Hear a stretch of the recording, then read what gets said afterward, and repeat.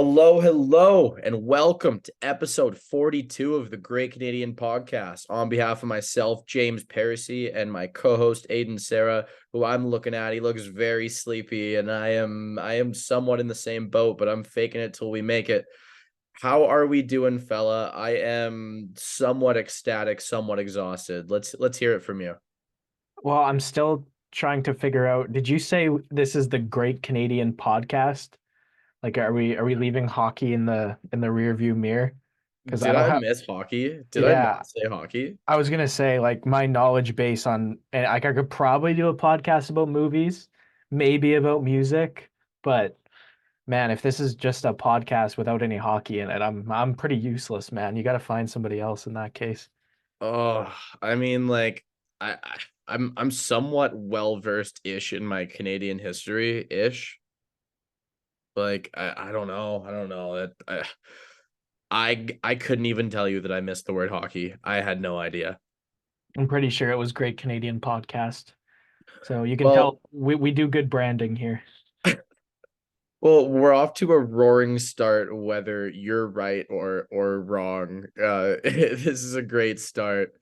We have a lot of hockey news to get to. It's been in, would you call it a torrid pace of hockey news flying in over the past couple of weeks? Is that accurate? Yeah, because like as we release this, it will be exactly 2 weeks since the last episode, and it feels like there's a lot more.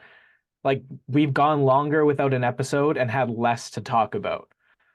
But this 2 week period has had a lot of news and a lot of things to touch on. And not to say like we're not going to get to all of it, but I think we should start with the World Juniors before Well, we go to Aiden, anything before else. before we get in there, I would like to address the state of my voice, which is vastly improved since we first thought of recording this episode 2 days ago. And I spent a weekend in Whistler with a couple of my best friends for one of them's birthday. Happy belated birthday, Cole.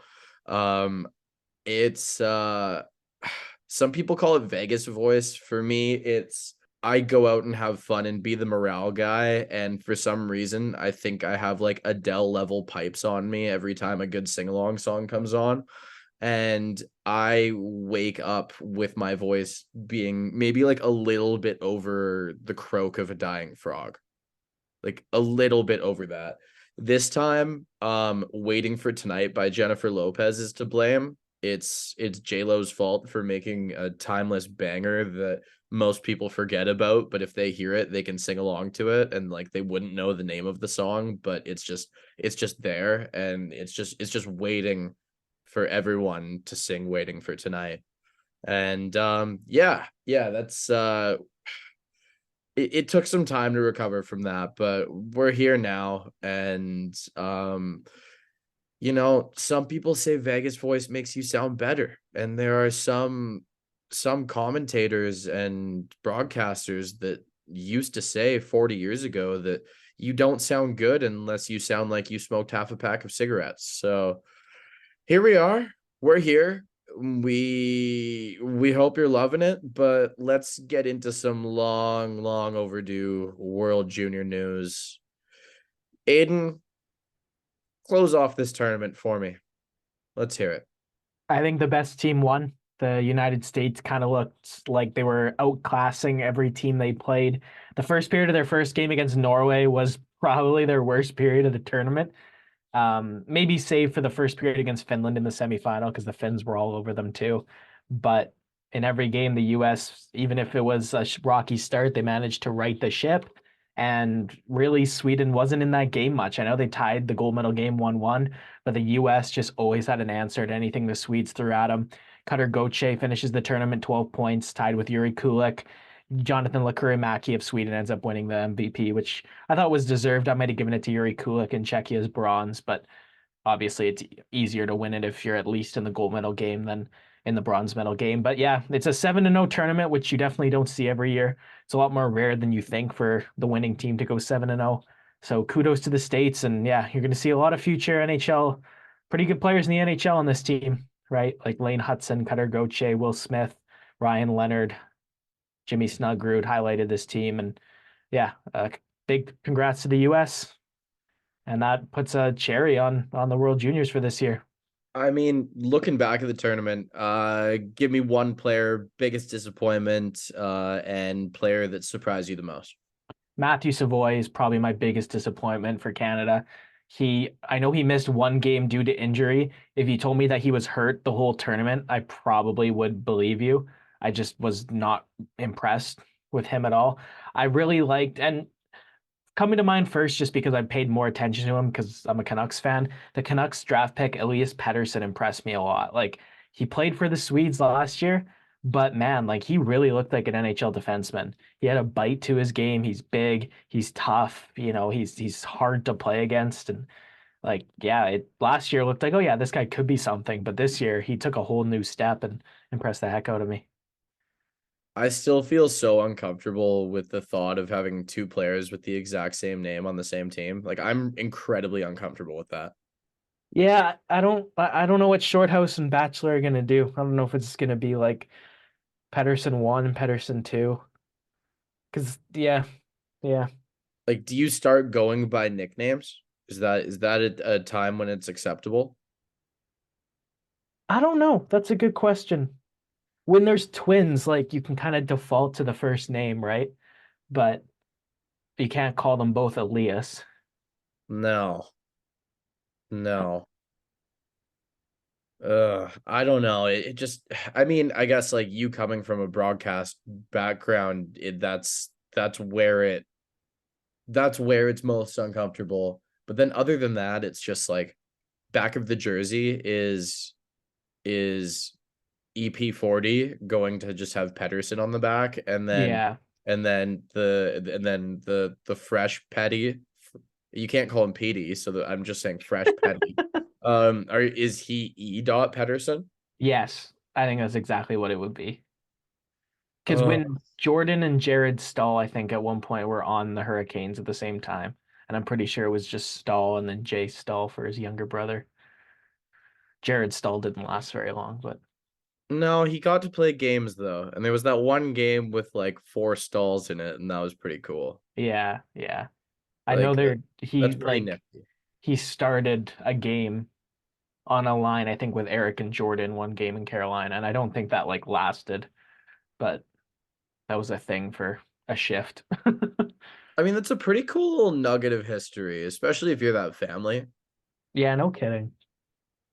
I mean, like picture all of the other Stahl brothers have their lake houses and he has like a room in the basement of the rest of them. Or maybe they like all like chipped in to help him build a decent one too. I mean, like those minor league contracts do add up, and like they're from Thunder Bay, so like I can't imagine it's that expensive to like have a home. I feel like this should be an easy answer. I don't think it's a no-brainer, but once you think about it for a second, I think you'll have the same answer as me.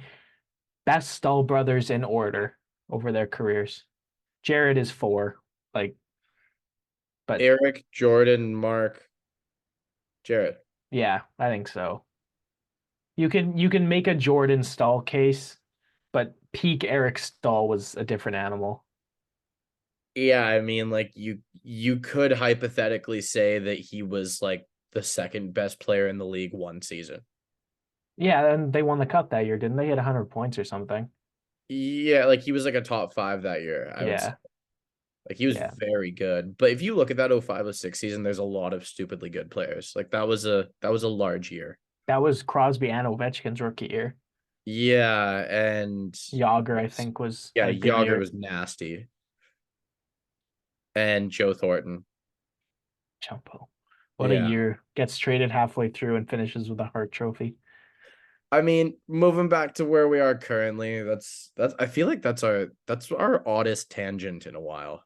That's an interesting tangent. That I like that one. Yeah. But we talked about Cutter Gauthier tying the tournament point lead, and then he made much bigger news very quickly thereafter. We talked about this a little bit yesterday.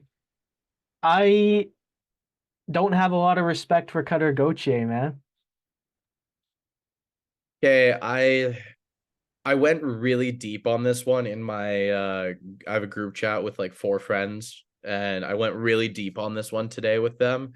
And what I arrived at is I have no issue with a player wanting to go to a different team. Whether it was Justin Schultz not wanting to sign with the Ducks, whether it was Fox not wanting to sign with the Flames or the Hurricanes for that matter, whether it was Kevin Hayes looking at Chicago's depth up front and saying, I'm not going to thrive here. I want to play somewhere else. And I have no issue with that as long as communication is a factor. That communication needs to be a thing. And when the Flyers front office is full, like chocked full of guys with extensive NHL careers, and you won't even meet with them, according to the reports, there were multiple occasions he refused to meet with them, including at the World Juniors, he ghosted them. And they had Danny Briere, Keith Jones, and whoever else, possibly John LeClair over there, going, hey, we just want to meet with you and talk. That's it.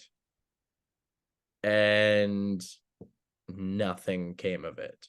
So I don't have respect for that process, but I have no issue with a player deciding this isn't the spot for me. I want to go somewhere else. I think you need to have a good reason, man. Like I'm not a huge to me, if you're respecting the institution of the NHL being a drafting league, right? Like, because I'm a big soccer fan, like we've talked about this. And in European soccer, every team I like, every league, it's all about recruiting. And you look in England, it's the five best teams that are always the five best teams. I'm Portuguese. In Portugal, it's the three best teams that are always, always, always the three best teams. And I don't like I wouldn't want that to be hockey. I wouldn't want like Adam Fox is a perfect example of, oh, like of course a prospect's going to choose to go to New York, right? But that's the point. It's not recruiting. It's not just a free for all of who gets to go where. You earn the right to choose your team. It's called play 2 contracts and then you're a UFA. Congratulations. But at 17 years old, you or at 19 years old, Gauthier now, you haven't earned that. You earn it first and then you get to do it. And I I I think it's kind of a slap in the face to the team that drafted him. Obviously, both in terms of the manner in which he forced his way out and the fact that he just flat out refused to sign a contract. I think he's going to succeed in Anaheim. I think McTavish, Leo Carlson, and Cutter Gauthier that's an even better center core than pretty much anywhere else in the league. Like Anaheim's pretty set up, and they had a lot of defensemen. They send Jamie Drysdale in a second to Philly for Gauthier. Drysdale looks good in Philadelphia so far. He's fitting in nicely. Yeah, and you know what? That's kind of what they needed. Like him on one pair and Cam York on the other. If you can fill in around that, it's not bad at all. Travis Sanheim in there too. Yeah. With Sanheim and Oliver Bonk's a right shot. So you could go Sanheim, Drysdale, York, Bonk as like a core to start with as you try and rebuild and move into contention. Just want to touch on 2 other reports from this incident. That's the only thing I really feel like I can call it this incident, not just this trade, because it blew up all over social media with people taking sides very quickly. And one of them, Elliot Friedman, reporting that the Flyers approached Colorado about Bowen Byram, and Avalanche management said, we wouldn't be doing this unless you added more. I mean, I kind of understand because Byram is a current known quantity. Like you know what you're getting with him when he's healthy, and you don't exactly know how Gauthier is going to fit in with that offense You know necessarily. what, though? With that being said, Gauthier openly wanted to play in the NHL this year. If you're Colorado, how nice would a trade for Byram and then Gauthier signing his ELC with Colorado be to this team right now? Because I know the Avalanche have Kovalenko coming, but Nichushkin just entered the player assistance program. And listen, they're asking a lot of Jonathan Drouin. They're asking a lot of Ross Colton. Like I think, I kind of think even in a short-term viewpoint, that might have been that might have been what they needed, and maybe with the retrospect in Nichushkin, they would have done it. Yeah, I mean, Lekkonen's on his way back from injury right now as well. He's like looking like he will be taken off IR by the end of this road trip. So that is a plus. That's a guy back, but I definitely see what you mean. I just hesitate to take away defensive depth that has been a strength for that team for a few years now, right? Like you spend like probably a decade putting together this defensive depth, pieces in, pieces out, until finally it works great. And then you strip out a pretty important piece. It's tough to think about, but I know what you mean. And then there was one other report, and I mean, yeah, you kind of touched on it as well, and that was that this possibly stemmed from Briere basically telling Gauthier that he would be signed for next season and this season was not an option, and he told him to go back to college rather than saying, hey, let's figure this out. He didn't want him to be in Lehigh Valley, more or less. He wanted him to be in college this year. And Gauthier wanted to be in the NHL this year from what that report says. I mean, that hasn't been confirmed to my knowledge so far, but I don't really think that changes how I view the situation whatsoever, if that's the case. Where do you stand on that? Um, no, I would agree with you. I don't think that impacts my viewpoint much, especially because like, I work I've done a lot of work with players that are in junior hockey, and even, players I'm friends with that are at the age where they could really go into college at any point. Well, the NCAA team they are committed to is pretty often influencing even not only when they go to college, obviously, and play hockey there, but even what what team they'd be on, right? Like a specific college wants, okay, well, hey, I'd rather you go play on this USHL team than play in the SJHL this year. That happens, right? At the end of the day, if you're, if you're in an organization and the organization thinks something is best for you, that's what you're gonna have to do, right? It's part of it. It's not, it is what it is. Well, and then with the draft system as well, like Philly picked Cutter Gauthier with a idea of what they want him to be.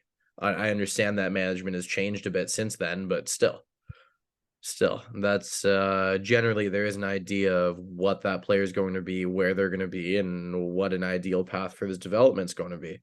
Lastly on this, Gauthier says he's received death threats since this has happened. I've seen some gnarly comments on social media. Regardless of how people feel, like even if you've been even if you're a third generation season ticket holder for the Philadelphia Flyers, there's no reason for this.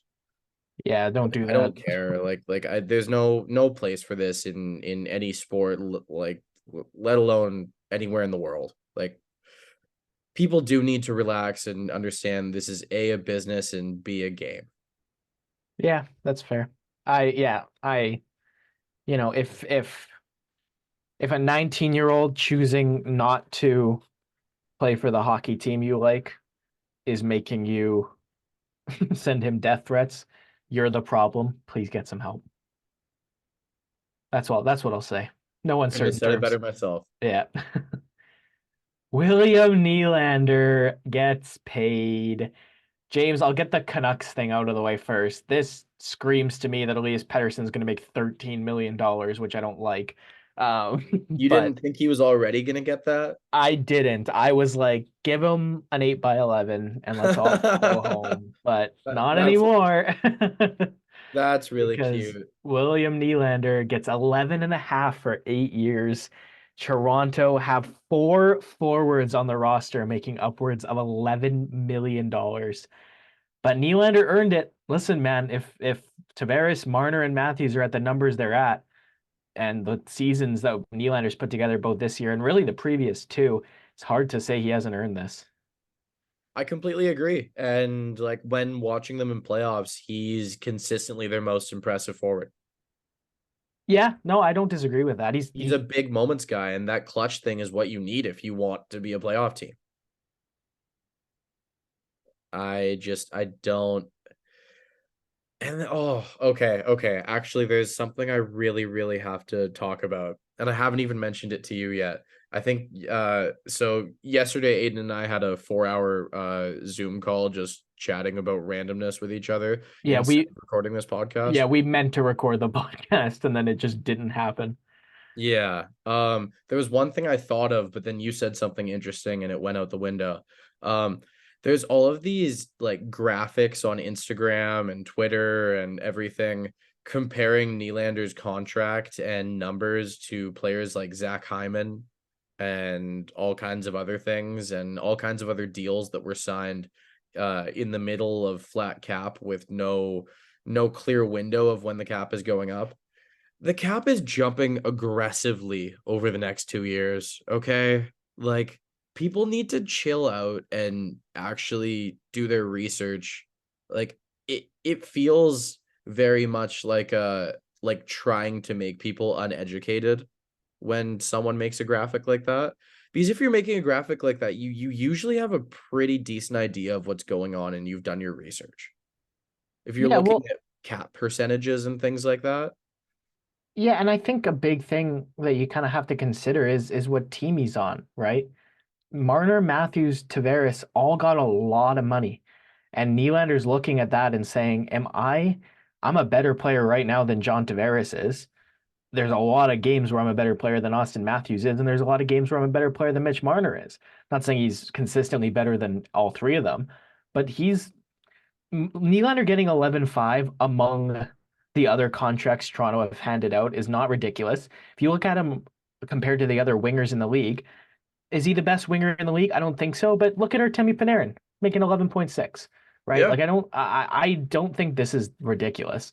I don't think comparing this to Zach Hyman makes any sense, both in the context of what you're saying, which is the salary cap is different now, but even in the context of, listen, I love Zach Hyman. He's awesome.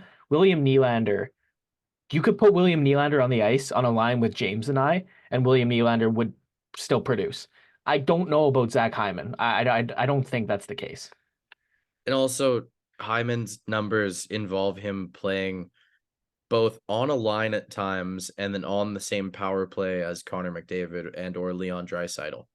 Often, and Ryan Nugent Hopkins. Yeah, like and on a power play with the Bush Bomb, who we haven't talked enough about on this podcast. He has the most high-powered shots in the league on a regular basis. He's been a lot better this year than I thought he played last year at times. His consistency is my beef with him, but he's consistently performed this season. And he consistently launches Bush bombs. Yeah, he's got kind of a I was gonna say sneaky rocket. It's not a sneaky rocket. It's a very known commodity that he just Yeah, has a bomb. like, do we ever arrive at the point where, like, you know how we all used to drool at like Shea Weber and Zdeno Chara slap shots in skills comps? Like, are we going to arrive at that point with Bouchard? Is he in the All-Star game this time around? No, and like he's probably never going to be, and that's just Yeah, I the guess annoying thing. if the NHL needs a player from every team, there's always going to be three or four Oilers ahead of him, Well, at least on this aren't there roster. 6 Canucks this year? Yeah, but that's because all the fans stuff the ballot box. Toronto has more players than anybody too, because Canucks and Leafs fans just voted like crazy. Okay, like okay. I mean, we're like somewhat off track here, but I feel like this is an important topic right now. Because we are getting close to All-Star, and I am so done with fan votes. I don't like the fact that they don't. To me, it's pick one. Honestly, that's my 2 cents. Like, if you're gonna pick the team, pick the team. If you're gonna let the fans pick the players, let the fans pick the players. Like, I think it should be simple A or simple B. And you know what? Simple B one time resulted in John Scott going to the All-Star game, but guess what? That was awesome. So It also resulted in the entirety of Latvia voting in Zemgus Girgensons. that also happened, yeah. But you know what? At the end of the day, I don't like it's a fan vote, except you can only vote for these players. It's a Oh, fan vote, but we're gonna vote. We're gonna put some players in, right? Like I don't know. I also would like them to figure out something and then have it for more than 3 consecutive years. Because that's kind of what it like. There's an all-star format change seemingly every 3 or 4 years.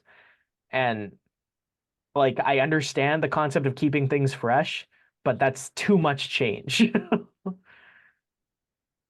That's my two yeah, cents. it's not even like the new and exciting thing. It's like the okay, what do we got now?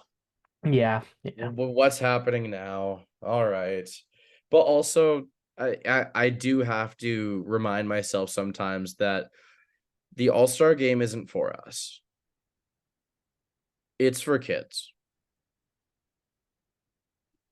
I It's remember liking it more when I kids was a kid. and kids and maybe like families and stuff like that. Like it's an occasion. And we are hockey nerds. I don't really think the All-Star game is for hockey nerds at this point in its existence whatsoever. Well, I mean, all-starness aside, we're going to be talking about that event probably quite a bit later on as we get closer to it. And I mean, after it happens, I like a skills comp recap. Like the skills comp stuff is always interesting to me. And apparently McDavid had a very large hand in helping the NHL decide what the skills comp is and what's important. And it will be players competing for $1 million. So that's interesting.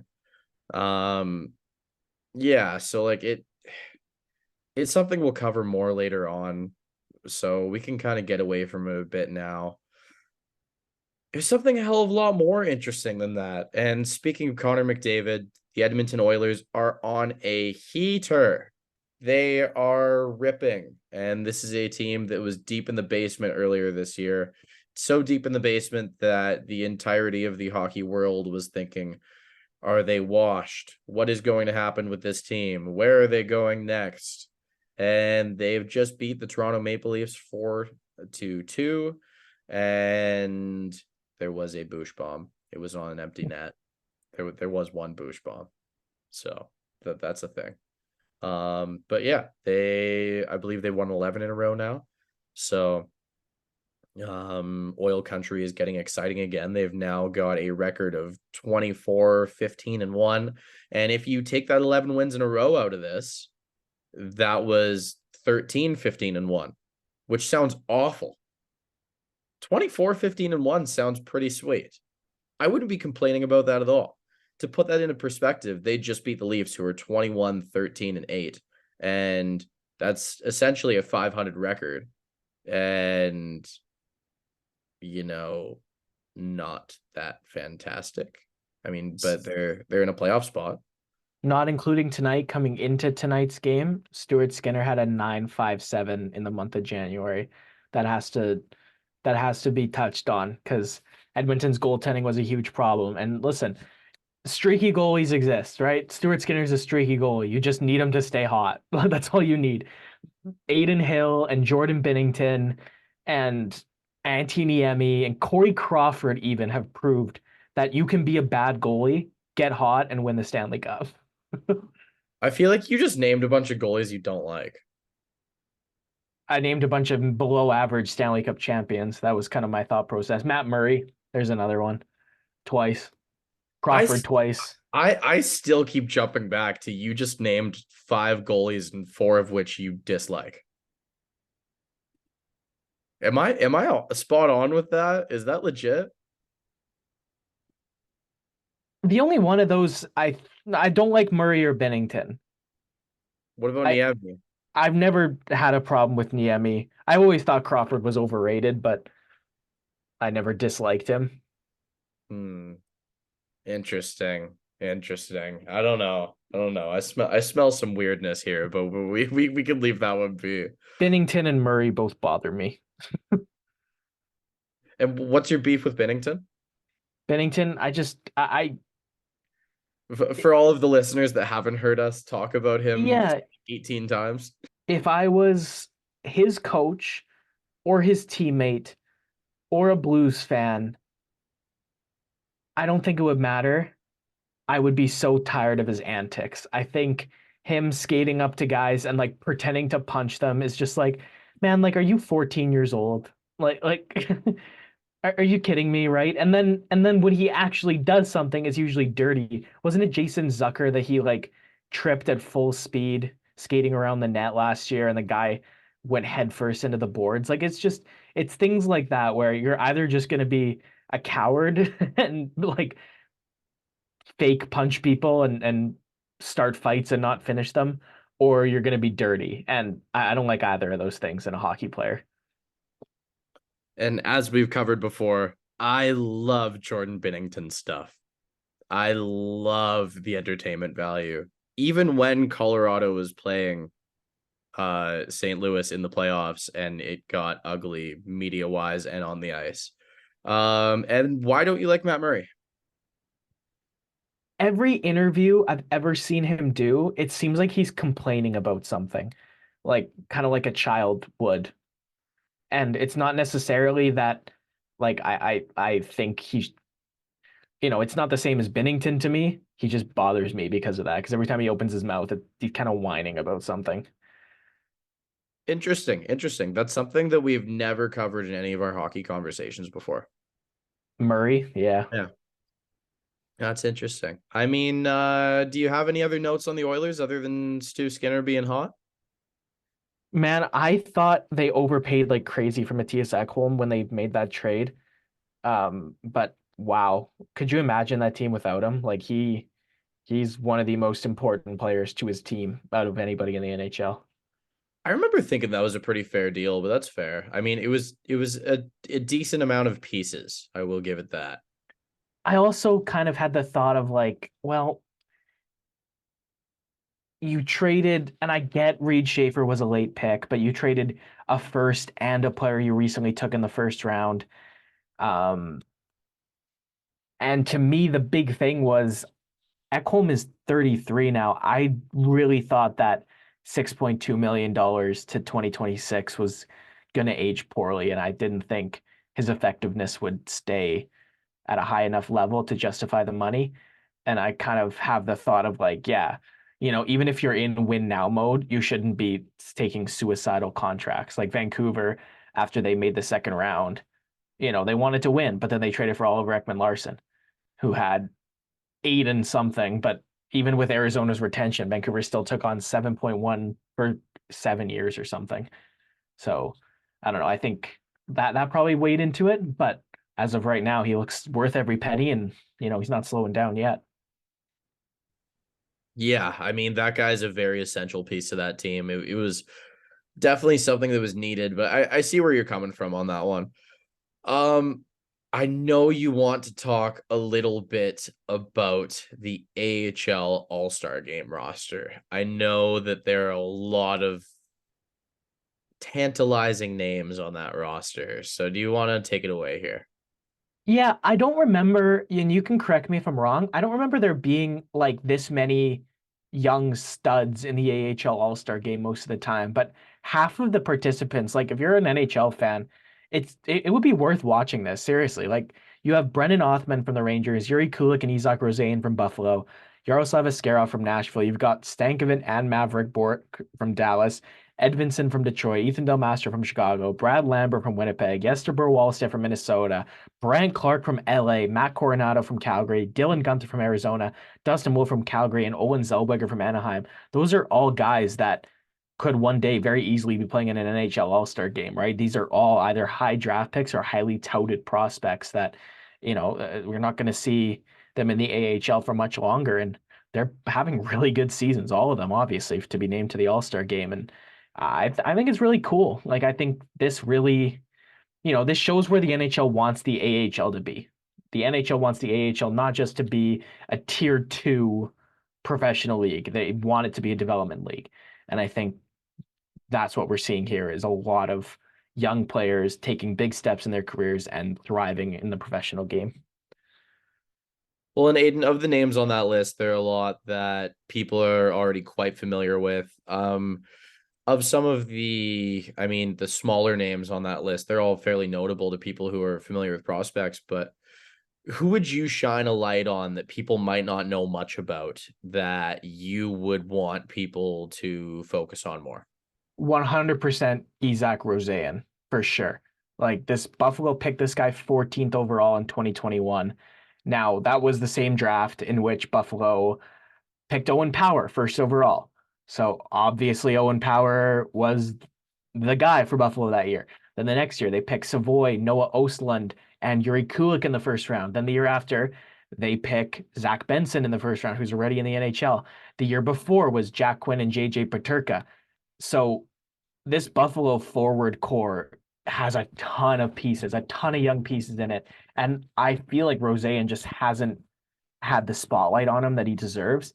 This guy could easily be like a maybe not, I'm not saying 40 goals, 85 points, William Nylander, but I see him kind of like a William Nylander, bona fide top six, smart, effective winger. Like he does a lot of things right in the offensive zone. He's very good in offensive transition. I think he needs to be a little bit better at not necessarily forcing turnovers, but he needs to be more active in the defensive zone. He's pretty stagnant. He'll cover his guy, but he doesn't do a lot to help. But his shot is very good. He can have the puck kind of not looking like anything's about to happen, put his head up and then snap a pass to somebody wide open that nobody else saw. Pucks in the back of the net. He's awesome. And for Buffalo with all those guys, all those young guys, and beyond the prospects that Tage Thompson's what 25, 26. Casey Middlestad is still 24. He's leading the Sabres in points again this year. Middlestad. He had an awesome season last year with almost 60. So I don't know if he'll ever on the Buffalo Sabres be the guy, but he got into 7 games this year. He's 20 years old, and yeah, I think he's going to be just another excellent forward coming up in the Sabres organization. And yeah, if you don't know who he is, it's worth checking him out for the Rochester Americans. Yeah, Roseanne, pointless in those 7 games, but in a fairly limited role. But when you look at his AHL numbers, 24 points in 29 games as a 20-year-old, that's pretty damn impressive. That is not an easy league to put up points in. I mean, a lot of these guys that you named in the past few minutes have put up a lot of points in the AHL, Yeah. but yeah, it's nothing to shake a stick at for sure. But there's one more AHLer that I know is very, very important to you personally that you've got a little bit of a relation with. Do you want to tell us about what your cousin Gage has accomplished recently? Yeah, well, shout out to him for making the AHL All-Star game. Love it. He's got 31 points in 34 AHL games right now. But he got up and he played for Tampa for 2 games. I watched them both. He played excellent in his first game, not as good in his second game, but still was an effective player. He is a John Cooper type guy. So I don't think those 2 games are going to be the only time you're going to see him in a Tampa Bay Lightning jersey because he does, he does everything the way John Cooper would want a bottom six forward to play, right? He's got a ton of skill. He's great both offensive and defensive transition. He's responsible. He goes into the corners. He works hard. I think on his second shift, he tried to fight Nathan Bastian of the New Jersey Devils because Bastian caught Chernak up high, and I loved it. Gage just dropped his gloves, went right at him. Ended up getting an extra 2, but they won the game, so no harm, no foul. And for those who are unfamiliar with him, how do you pronounce his last name? What's his career been like so far? I think Gonçalves works. The Portuguese is Gonçalves. Um, it, every year this kid's played, man, he gets better. He's always better than he was last year, no matter what level he is. Happened in the WHL, got better and better and better in the AHL. This is his third full AHL season, and his play, his numbers, his role, his responsibility on the team, it keeps growing and growing and growing. And hopefully that doesn't stop, because if that doesn't stop, he's gonna keep going into the NHL, and hopefully every NHL season he gets better too. Just before we close the book on the NHL portion of this podcast, I would like to mention, as the biased Avs fan that I am, after their comeback and 7-4 win against the Senators, they now lead the NHL in comeback wins. That is usually a cool stat every year, but I will point out that often the teams that lead the NHL in comeback wins do not do well in playoffs. So I'm hoping that stat is not one that will continue. But turning the page to junior, Aiden, in your unofficial junior hockey segment, and I say your segment because you always carry this one because you are significantly more knowledgeable consistently than I am on what's going on in the WHL in junior A and beyond. What have you got for us this episode? I finally got out to watch Berkeley Catton play live. He was in Red Deer. It was the second half of a back-to-back. I think, were in Lethbridge the day before. That is, I believe, a 4-hour drive at least. So it's a back-to-back with travel, and it didn't just look like that for Catton. It looked like that for the entirety of the Spokane Chiefs team. They just didn't have the legs under them against the Rebels. But you can see the hockey IQ there with him, even in a bad game. He's really smart in the offensive zone with his puck movement. You can kind of tell he's playing chess while everybody else is playing checkers, the way he's kind of analyzing and reading the outlook of the offensive zone when he's trying to create chances. And he always wants to drive play. And that's something I really like to see, right? You see players, varying confidence levels, but every time the Spokane Chiefs are in offensive transition or in the offensive zone with him on the ice, like he wants the puck and he's always moving to try and get to a spot where he can receive a pass and then subsequently make something happen with it. And I like that a lot out of him. Other thing, obviously, when I go to Rebels games, Ollie Josephson is, he's not going to be nearly as high a pick as Berkeley Catton is going to be, but he's going to be an NHL draft pick coming up. And every time I see him play, he impresses me more and more, honestly. The note I had down for him, he's currently ranked 43rd by NHL Central Scouting among North American skaters. We'll get to that list after. But man, he's always like a dog on a bone anytime he's hunting down that puck. It's kind of like the way Gage played in his first couple NHL games, just always looking for something loose. And again, if I was a coach of a team, man, I would be pushing hard for my NHL team to use the second rounder on Ollie Josephson. I don't think he projects to be like a first line player or anything, but I think he's going to be a very, very effective third line player for sure in the NHL. That's my 2 cents on Josephson. Interesting, interesting. And you kind of mentioned rankings a bit there. There was quite a big story recently with NHL Central Scouting midterm list coming out as we're halfway through the season right now. And I mean, for a lot of people, Central Scouting updates are not a huge deal as they happen a lot throughout the year, and a lot of people don't focus on prospects. But we are hockey nerds, so we love prospect lists and we love mock drafts and we like everything in between. Aiden, I mean, there are a couple clear surprises, a couple things that caught people off guard. What do you want to walk us through here? Well, going into this year, it looked like Macklin Celebrini and Cole Eiserman were going to kind of be the 1A, 1B, kind of like it was when Seth Jones and Nathan MacKinnon went into their draft year. And then MacKinnon kind of pulled out ahead of Jones near the end, and then Jones ended up dropping to 4. Well, Celebrini's pulled way ahead of Eiserman, and not only has Celebrini pushed himself above Eiserman, Eiserman is dropping. Central Scouting has him ranked 8th right now. That's kind of nuts. I would still have him in the top 5 among North American skaters for sure. But Cole Eiserman, he's kind of starting to look a little bit like a one-trick pony. That's the criticism of him. And from what I've seen, it's apt. All these Cole Eiserman highlights, they look really cool, but they all have one thing in common. He's getting the puck in a good area, and he's using that excellent shot. Well, they're, you see a lot of times, Mike Hoffman's a perfect example. Mike Hoffman had one of the best shots in the NHL. He really did. But he just wasn't effective enough at making chances for himself or playing a defensively sound game of hockey. And I think that's the knock that's coming on Cole Eiserman. He was put at 8th. The top 5 guys, 2 of them definitely surprised me, number 4 and number 5. But the top 5 North American skaters, Macklin Celebrini, the center out of BU, I would be shocked if anything happens other than him going first overall this year. Artem Levshinov is a Belarusian defenseman that's playing in Michigan State in the NCAA. He looks excellent. Great skater, great all-around defenseman. He's ranked at number 2. Caden Lindstrom of the Medicine Hat Tigers is ranked 3rd, James. This was the guy that I went to watch him play, and then I still haven't shut up about him since because I loved this guy. I'm glad he's getting the recognition he deserves. He looks like a beast, and man, he looks like, again, this is a huge stretch. he looks like he could be Evgeny Malkin. Like obviously he's not, like that that's Malkin's one of the best players that we've ever seen in this era. I'm not saying Caden Lindstrom is going to be that, but that's that's where I'm at with him. I love this guy. Zeev Boyum, a defenseman out of the University of Denver, rose all the way to 4. He was kind of a second rounder at the start of the year.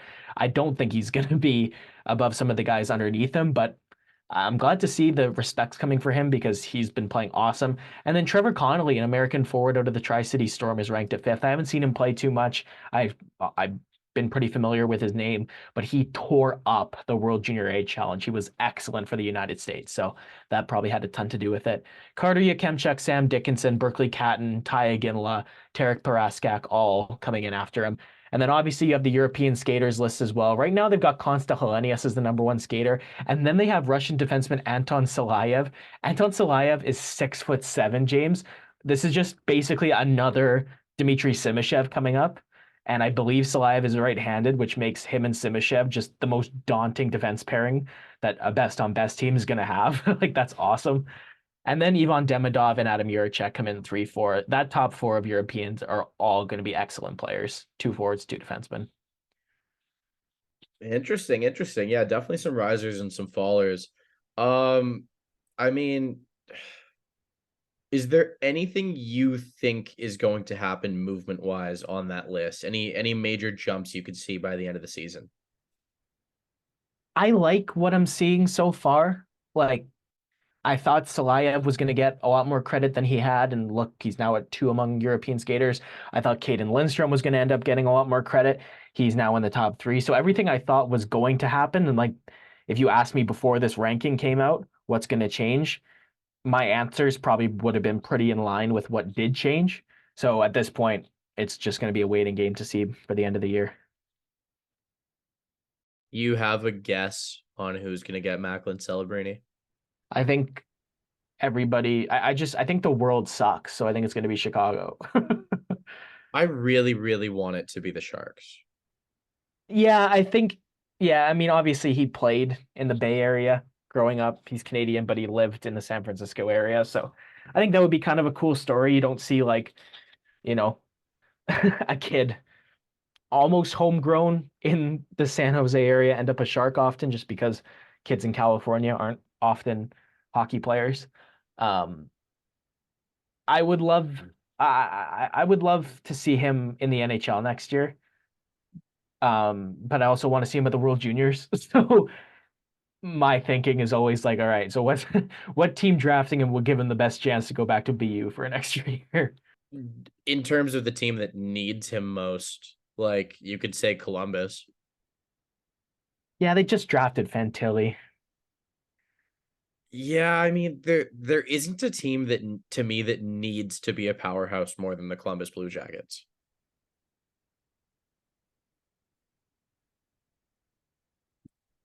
They desperately need to be aggressively good. Especially with those Patrick Laine, Johnny Gaudreau contracts being what they are. Totally, totally. I mean, yeah, just I would like to see the Jackets be great. Maybe I'm just biased on that one. I don't have any attachment to them. I just really, really want to see that team be very good. And I guess one thing we didn't mention throughout the pod, apparently Elvis Merzlikins and the Jackets have mutually agreed that finding another team for the goaltender is in both sides' best interest. And a lot of people are thinking it will be an off-season move rather than in-season move. But, anything could happen. Yeah, I saw there's no current takers, which probably has more to do with his $5.4 million cap hit, I think, than anything else. And not a lot of teams can seamlessly fit that in. Yeah, and that being for 3 years after this season as well. So, yeah, I mean, I'm a fan of the guy. I have always been a fan of the guy, and I wish for the best for him. I love And his personality, man, so yeah, much. and if Yeah. this just unleashes a monster from him, then I'd love to see it.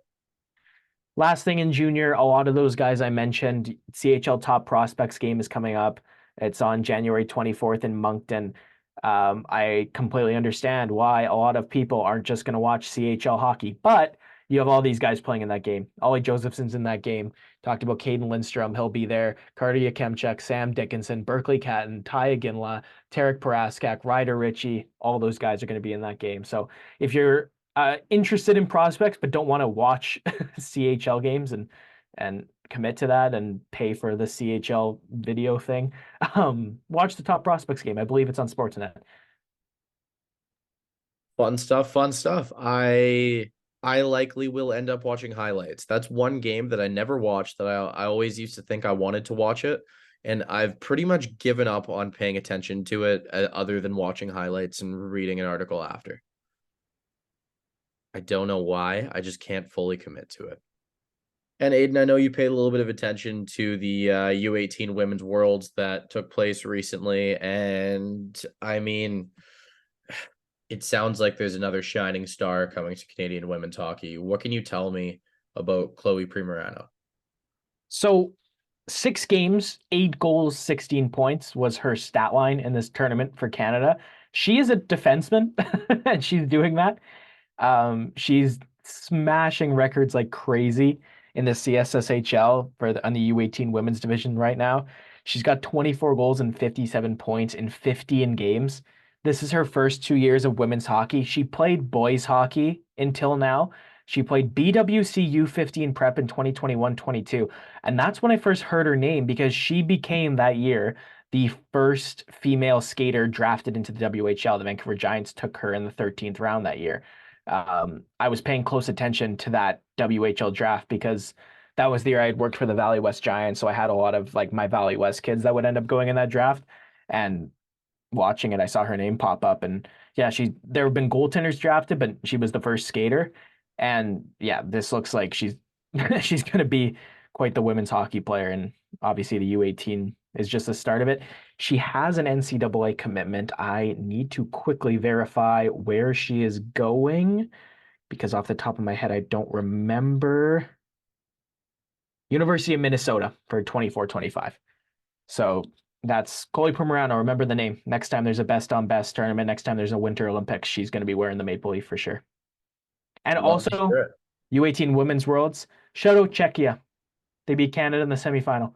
Obviously, you want to see Canada win as a Canadian, but women's hockey growing is a good thing. And we saw Finland recently win a silver medal at the Women's Worlds. Czechia winning a medal at the U18, winning the silver. Awesome. Awesome stuff. Love to hear it. Well, moving on. It isn't the Great Canadian Hockey Podcast without a nice game to play. And I believe Aiden has a piece of trivia for me. I do. So you gave me a finish that trade last episode, which was finishing the Tyler Seguin to Dallas trade.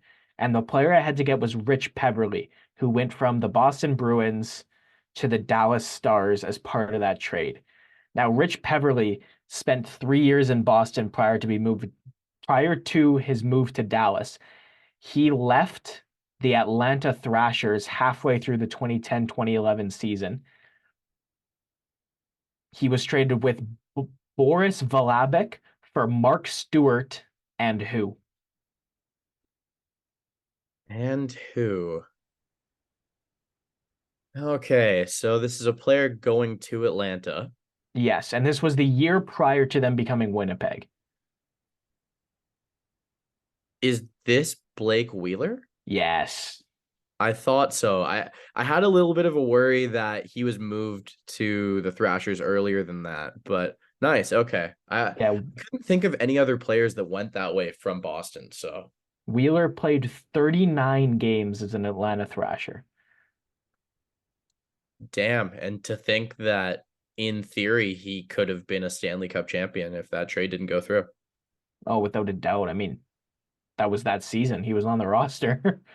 Yeah, but you never know. Rich Peverley was like a force defensively Oh, for that Bruins team. he So was excellent, especially in the final, man. He played great. yeah, Great, sir. that's a tough one. Well, I like that. I believe we've got a couple questions that have been piling up over the previous week. Some weeks we just don't get to them. Some weeks we do.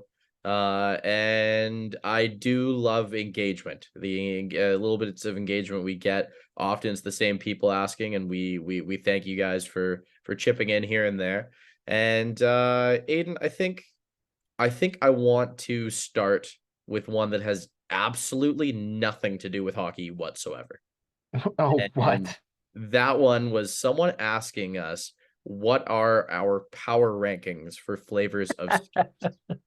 That one caught my eye immediately, and we had a bit of discussion before the pod. You Okay. already know what I think. Where do you stand? Okay. Well, yeah. What's your Skittle flavor power ranking was the actual question, word for word.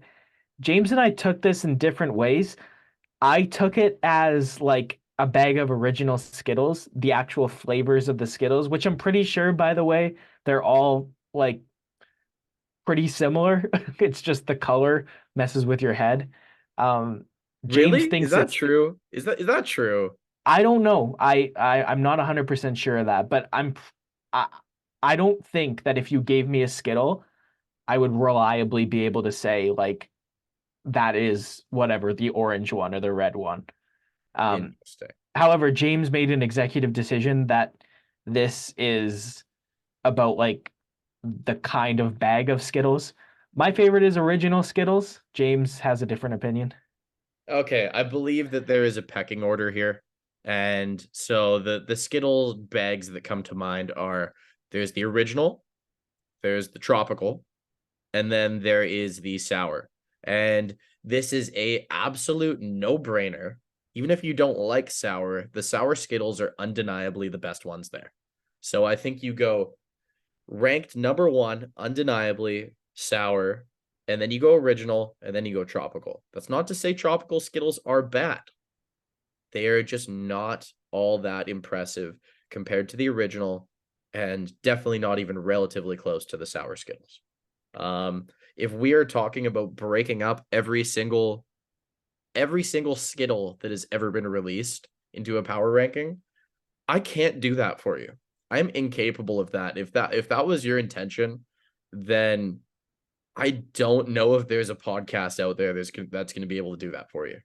I'm And also I'm I'm also not a huge candy guy.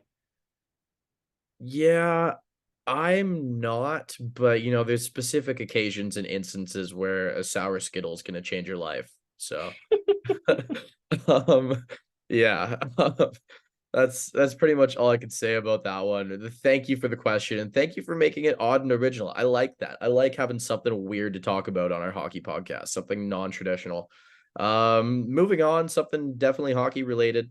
In our opinions, is it beneficial for players to become referees, and why? I say yes. I love the idea of an ex junior B or junior A player or college player becoming a ref. I think that gives them a better perspective of the game. Not to say that people who weren't former players have a worse perspective of the game. I like the athleticism factor. And yeah, just the understanding of the compete level. I think that's a pretty big deal. Aiden, do you have anything else to say on that one? No, I passionately agree with yes, it is beneficial for players to become referees, and I think it's beneficial for them to do it young because a player and a referee on the ice, like how much conflict is there between a player and a referee? It's pretty frequent, right? Players Almost also, usually. yeah, players also being referees and referees either also being players or being former players is going to give you a heightened level of understanding, right? Players that are referees treat referees way better than players that aren't. And I think that's nothing but a good thing, right? Obviously, everybody should be treated with respect. And I think that helps you as a player as well. You understand more about what the referee is calling, what, is and isn't worth arguing, what, what the next call is going to be even, right? You understand it more. And I think there's nothing but positives for when you're a player, when you're a referee, all around. Obviously, if you're a young hockey player, you also make money doing it. That's a great job. Why not? And a fun job. And I also know for a fact that the NHL, like one of the big struggles they have with finding referees is finding guys that physically can keep up to the NHL game. And so if you're a player and you're playing at a high level and you want to stay in hockey, there's coaching, there's scouting, there's developing, there's also refereeing. It's an option. I'm on board with that too. It makes perfect sense to me. Another one of the questions we were asked by someone, and again, I thank you for the question, but this one I'm not going to be able to get far with because we'll end up doing this at the end of the season. Once the regular season ends, we will answer this question, and that question is to predict the Stanley Cup bracket with a winner, and I'm assuming what is individual hardware winners. That's something that is ideal for the very end of the NHL season. I think it's too early for us to do that right now. I'm sure I could put something together, but it just wouldn't make a whole lot of sense at this current point in time. But again, thank you for the question.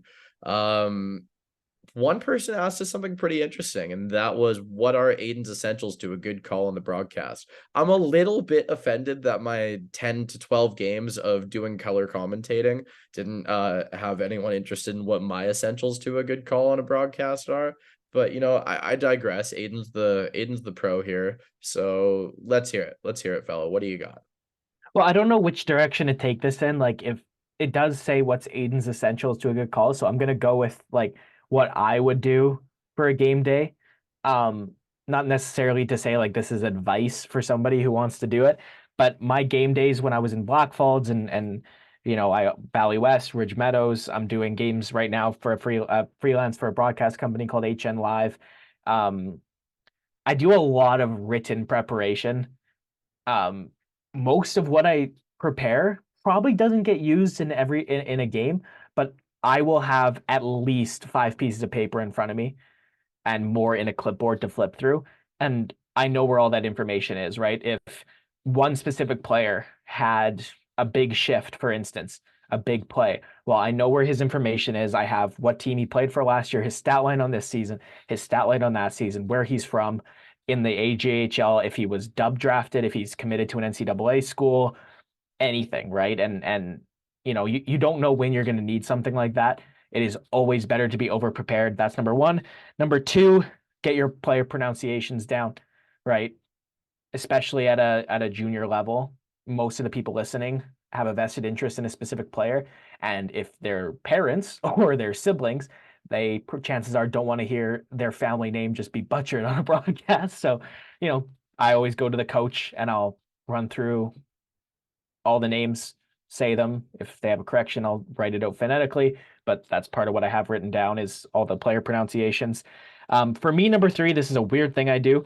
If I'm very often at the arena early, what goes in my ears most of the time is just other hockey games. Doesn't have to be any specific hockey game, but I'll listen to a hockey game just to get in the mindset, hear somebody calling a game. It helps me. That's what I find for sure. If I'm going to a game at night and I'm doing some work, instead of listening to music, I'll just throw on a full game on YouTube and listen to a commentator I like call a game just because it helps sharpen me up, I think.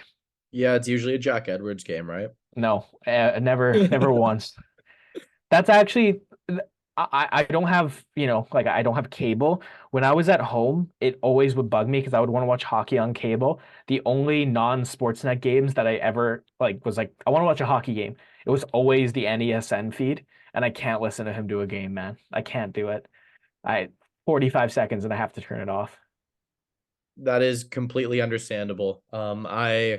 I listened through a whole one recently when the Avalanche played them, I believe, and yeah, it wasn't awesome. It was better than I remember, though. I will give him that. Um, and you know what? Because I like to have my opinion heard as well. When I am listening to a broadcast and when I have been working as either a color commentator or a ringside analyst, I think banter when there is a whistle is stupidly important. I think it keeps everyone engaged. It keeps the play-by-play guy having fun as well, because a lot of the time it seems like a pretty exhausting role, and Aiden can attest to that. You have to have a really good motor on you. And I think being able to break that up with a little bit of banter here and there before you jump back into the fire and start having a motor mouth in a good way again. I think the banter is extremely important. And you really notice that when you listen to specific broadcasts with guys who have good chemistry with each other. And that's definitely something that keeps me engaged both as a listener and as someone working the broadcast myself. So that's my one thing there. Um, we got asked as well something people might not know about hockey players. Aiden, do you have anything for this one? Because I got something. Not off the top of my head. Go and I'll see if it comes to me. I think a lot of the time hockey players get a bad rap for being for sometimes having like egos and stuff like that, but one thing that I've always found really interesting is when you see essentially hockey players in the wild as a group, like when players are out as a group or in the dressing room away from cameras and stuff like that. um Often they act like little kids again and in a good way. It's one of those things that can make you feel competitive in a youthful way at the purest level, and that acting like a kid again, goofing around in the dressing room, just swapping jokes with each other. I mean, like no matter what they're going through, they're able to just do that as a team together, and I've always found that really admirable. And I assume it can be that way in other sports as well, but I've been around hockey the most, so that's one thing that jumps out to me for sure. Just the being able to that youthful joy, you know? I like that one a lot. I think that yeah, I think we're good to leave that one at that. That's an excellent answer.